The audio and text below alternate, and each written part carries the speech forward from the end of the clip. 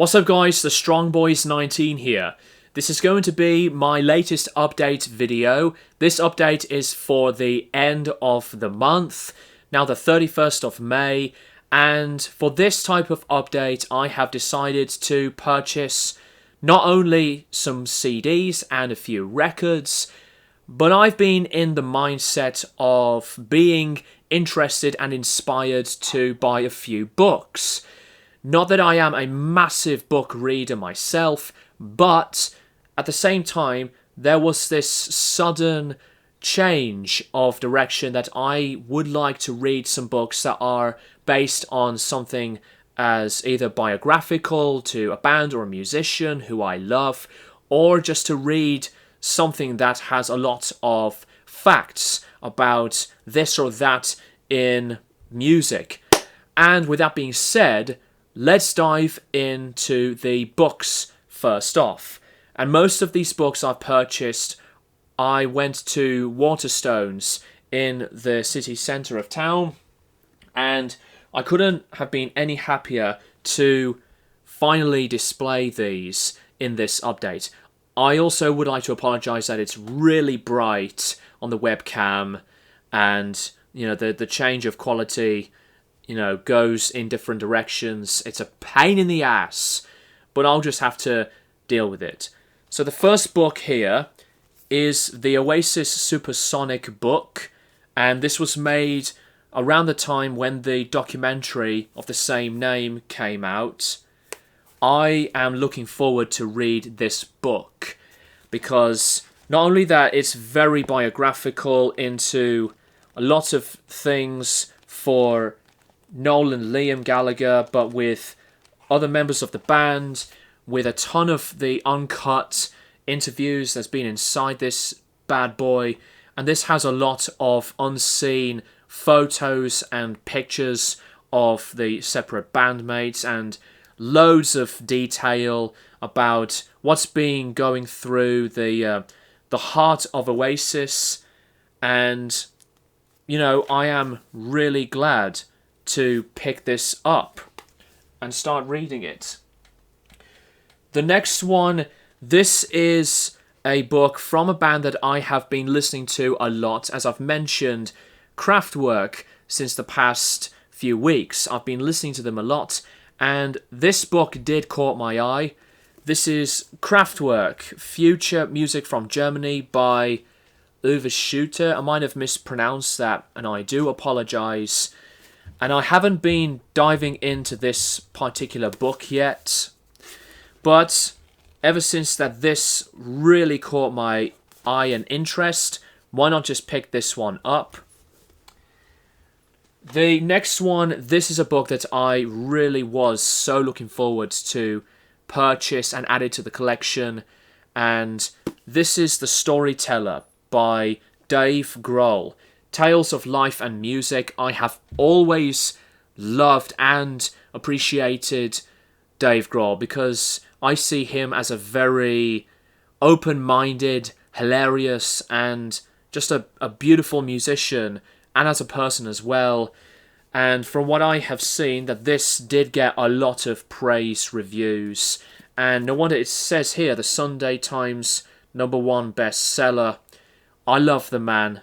And, since that I am a fan of Foo Fighters, and we obviously now know they are releasing a new album very, very soon, but I decided I would pick this one up since I really wanted to buy this book.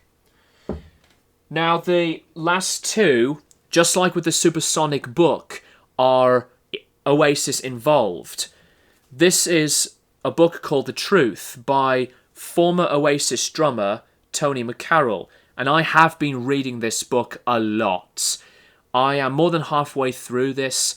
This tackles about the upbringing from his early life to when he became friends with Guigsy and eventually met Chris Shutton, Bonehead and Company, and this mostly tackles into his own time when he was in the early stages and during, and even from the last moments when he was with Oasis. and this has been really documented. But from what I have been looking as well into this book, there were some spelling errors. So that's a bit of a negative on that part. But this is a really, really good, brilliant book. If you really want to get into his experience with Oasis, then look no further than to buy this particular book. And the last one, again, just like with the previous book I've just displayed, I've been reading this one a lot. I'm halfway through this. This is Forever the People by the official Oasis biographer called Paolo Hewitt. And he did 2 Oasis books, Getting High, which was the most acclaimed one, and this one was documenting around Paolo's time with Oasis on the Be Here Now era, and as well as to reflect his time with the chaos and the mentality of the Be Here Now tour. But not only he did those 2 books, he has done, various other ones. And, he has done books based on Steve Marriott, and, his career is just absolutely outstanding.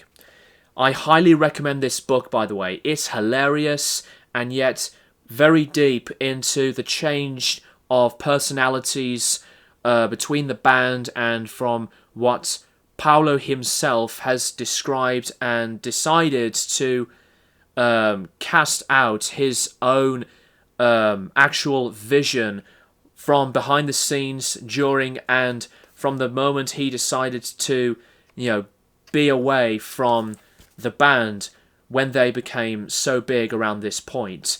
This is an amazing, amazing read. I highly recommend this one so much. Now, on to the CDs. The first one is Metallica's brand new album, 72 Seasons. And yes, I still defend my opinion when I ranked this closely to almost the top 5, that I really like this album so much more in favoritism than the previous 2 albums. But this packaging, guys, I know this album was made through their own factories and headquarters, but, the packaging is awful. I really don't like this packaging. It's very lazy. And I know I just dropped the booklet, but I'll just put this back in there. But anyways, I do like the die-cut look of the number 72. And despite the packaging, the music is what counts the most and what matters the most. Brilliant album, and I think that this is probably going to be involved in my list on my favourite albums of the year so far. Here's another album that I did decide to buy, and it's the new Cattle Decapitation album, Terrorsight, which is just amazing. I did have a blast with this record, and I've given it a lot of the acclaim that this album gratefully deserves, because I really like so much of this album. And the CD is still inside the laptop. But anyways, amazing stuff from one of the genre's best bands, in my opinion. Speaking of Metallica, again, I did decide to buy the Digipack version of Hardwire to Self-Destruct. And as much as I think this artwork is absolute garbage, I thought it would be great to pick this up. The 2 discs are obviously the album itself, and the other disc is the bonus stuff with some live versions. And it does have the Ronnie Rising medley, a Deep Purple cover, Lords of Summer, but I decided to collect this because I am quite a pretty big fan of this album. Hate the artwork. The next one is a Darkthrone record, and it's called Goat Lord. And as you can see from the sticker, released through Peaceville Records, by the way, the cult instrumental Goat Lord recordings transferred and mastered from the original tape source. So it's not a new album, but it's like a finally found and later released version. I thought this was a new Darkthrone record, but I did look it up, that they have previously made this previous decades ago. That was made through different occasions, and then they decided to put it out. So I haven't played this one yet, but let me know what you think if you are a Darkthrone fan. The next one is Alice in Chains Facelift, and I think this is a great, awesome album. Not their masterpiece, because obviously most fans see that Dirt is the magnum opus. I have got half of their discography on CD, and Alice in Chains to me are not just a grunge band, even though they are involved heavily in that genre's history, but they can be pretty sludgy and heavy sounding at the same time. So I defend my opinion that these guys are not only like a grunge sounding band. Great album, and I am really pleased to get some more albums from this band to the collection. And the last two are great additions to my Black Sabbath collection. And since that these two releases have been released last year, I really wanted these for some time. The two digipacks of Heaven and Hell and Mob Rules. And I decided to keep the cellophanes because they both have the hype stickers, but the packaging on these reissues are fantastic. I have no idea what they sounded like. The first disc is the remaster from 21, and the bonus tracks are live recordings, and the first disc has the bonus tracks. Same with the Heaven and Hell one, and this is just fantastic. I love collecting various pressings or versions of these Black Sabbath editions, because I've been growing my Black Sabbath collection for some time, as they are one of my top 5 bands of all time. And just like with the Mob Rules one, the 2 discs contain the remasters and bonus tracks and live recordings. I know that's really bright, and this lighting sucks, as I said earlier, but screw it. So pleased to finally have these in my Black Sabbath collection. And the last bit is the records and a box set. The first record is this Mazzy Star album, So Tonight That I Might See. This is like known as a dream pop classic, and I can see why, because it's really, really mellow, and as the sound of the album suggests to your listening ears, that it is a calm, dreamy sounding album, and this is brilliant record. Everyone knows Fade Into You, but then there's the title track to Into Dust, and they have done a cover of a love song, 5-string serenade.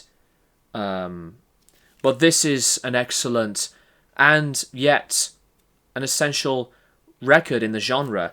This is a 2016 or 17 reissue, by the way. And it plays beautifully as well. The next one is another soundtrack, because the last one that I've shown previously was Taxi Driver, the anniversary one. This is the Blade Runner soundtrack, created by the legend Vangelis, bless him. And this is going to shock some people. I have not seen the movie yet, but I have heard great things about the soundtrack. This was really, really nice of a listening experience as well, because I am a big fan of the progressive electronic and ambient scenes. And this soundtrack is awesome. Released in 1994 through the Warner Brothers label, or Warner Music UK. But anyways, amazing soundtrack.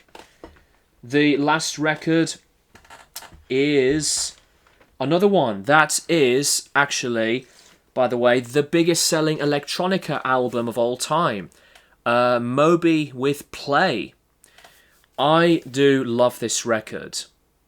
And it's a double album. It's a bit of a shame that it's not a gatefold sleeve, but everyone knows these big hits on this album, like Honey to Porcelain, Why Does My Heart Feel So Bad, and Natural Blues. But it's a very consistent record with a really melancholic, moody, but yet a really inspired and fascinating work. And I need to buy some more Moby stuff, because, you know, I always given him a lot of respect for being like one of the household names in the genre, but he's also made music in different styles as well, but mostly through in this type of progressive experimental phase. It's a really, really strong album. The last bit that I'm really, really happy to show finally to my collection. This is the Beatles Revolver Super Deluxe box set. And I did listen to the new stereo mix done by Giles Martin, and it was outstanding. And this is 5 discs. Here's the back. You can see the continents. So the first disc is obviously the stereo mix, as I've just said. The next 2 are recording sessions on these different versions and takes to mono mix on these tracks. This has the Revolver EP, both on stereo and mono, of Paperback Writer and Rain, and the other one is the original mono master. This also features a book which details on the early beginning of the making of the record, with the earlier and later growing influences on why this album was made this way, to a great addition of the track by track on each of the songs on here. Great photos as well. And this box set was well worth it, so it can now finally join in with my Sgt. Pepper 50th anniversary set. I was annoyed that this anniversary edition should have been released on the exact time when the album turned 50 years old. Why couldn't they have done that? Just like what they did with Sgt. Pepper's and with Abbey Road and the White Album. And then Let It Be came out. So, yeah. Anyways, phenomenal box set. Really thrilled to have this because Sgt. Pepper's and this, as some of you guys know, are two of my favourite albums of all time. And with that being said, guys, that is all that I have for this update video. Thank you guys for watching, and I'll keep you guys posted for more videos in the near future.